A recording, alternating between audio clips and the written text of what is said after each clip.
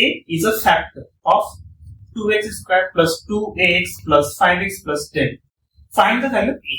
ठीक है, हमें कुछ ने क्या बोला कि x plus a जो है ना इसका फैक्टर है। तो देखो ये जो हमारा नंबर इसमें जो टर्म सब दे रखा है इस पे एक अननोन टर्म a भी है, तो हमें a फाइंड करना है क्वेश्चन में। ठीक है, अब याद रखना हमेशा जब भी कोई चीज किसी फैक्टर बोला होता है ना, मतलब ये इससे कंप्लीटली डिविजिबल होता है। अगर मान लो एक नंबर 4 है, ठीक है, मैंने 4 मान लिया। अब क्या करते हैं ना, अगर मैं बोलूं 2 इज अ फैक्टर ऑफ 4, ठीक, अगर मैं बोला 2 क्या फैक्टर है 4 का, आप देखो अगर हम डिवाइड करेंगे ना तो क्या होगा हमारे यहाँ पे रिमाइंडर 2 2 जा 4, रिमाइंडर क्या है 0 है रिमाइंडर। तो याद रखना जब भी कोई किसी फैक्टर होता है तो ये रिमाइंडर 0 होता है। ठीक, इसका मतलब क्या है, आप इसको इस तरह से लिख लेते हैं, इसको हम लिख लेते हैं g ऑफ x मतलब x प्लस ये हमारा क्या है फैक्टर है। किसका फैक्टर, ये जो हमारा यहाँ पे एक एक्सप्रेशन देखा उसका फैक्टर है ना, इसको हम p ऑफ x मान लेते हैं। p ऑफ x हमें क्या दे रखा 2x square plus 2ax plus 5x plus 10। ठीक, ये जो हमारा एक्सप्रेशन दे रखा जो क्वाड्रेटिक इक्वेशन फॉर्म में है, इसका फैक्टर क्या है x प्लस a है। ठीक, तो इसे क्या समझ में, इसे क्या लेंगे simple g of x equal to 0 कर देंगे। ठीक है, जो फैक्टर है मींस ये हमारा डिविजिबल का काम करता है, जो डिविजर है इसको इक्वल टू 0 कर देंगे। तो हमारा डिविजन क्या है x plus a equal to 0 कर दिए, यहाँ से x इक्वल क्या मिला माइनस a मिल गया। तो यहाँ से मुझे क्या मिल गया x का वैल्यू मिल गया क्या माइनस a। अब इसको हम पुट करेंगे p ऑफ x में।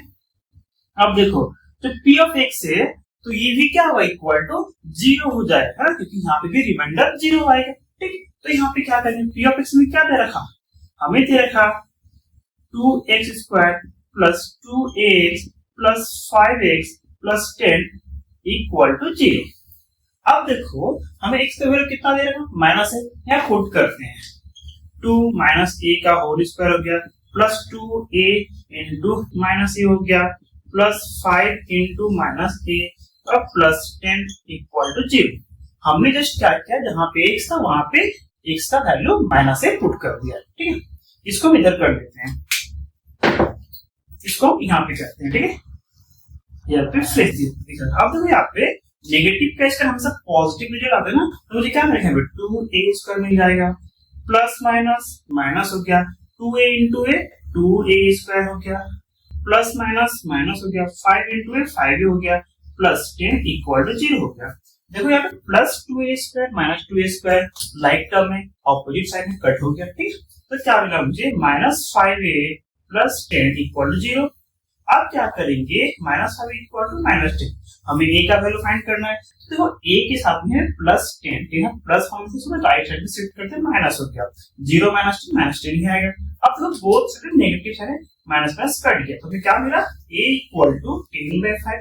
हमें क्या मिला 5a इक्वल टू 10 मिला, मुझे a का वैल्यू फाइंड करना है। 5 में मल्टीप्लाई नहीं था, जरा कर डिवाइड था, तो a इक्वल टू 10/5 मिल रहा। तो वैसे हम कट करेंगे 5 × 5 5 × 10, तो यहाँ से क्या मिल गया a इक्वल टू 5। तो ये रहा हमारा सॉल्यूशन। तो याद रखना जब कोई इसे फैक्टर बता रखा हो ना, तो जो फैक्टर है इक्वल टू 0 करेंगे और जिसका फैक्टर है वो इक्वल टू 0 करेंगे। तो फर्स्ट केस जो हमारा डिवीजन का काम करता है। ठीक है, तो यहाँ से हम जो यहाँ पे वेरिएबल क्या है x है, तो x का वैल्यू फाइंड किया, उस x का वैल्यू जो मिला उसको जो डिविडेंड पार्ट था उसने पुट कर दिया, तो मुझे a का वैल्यू मिला। तो हमारा आंसर है a इक्वल टू 5।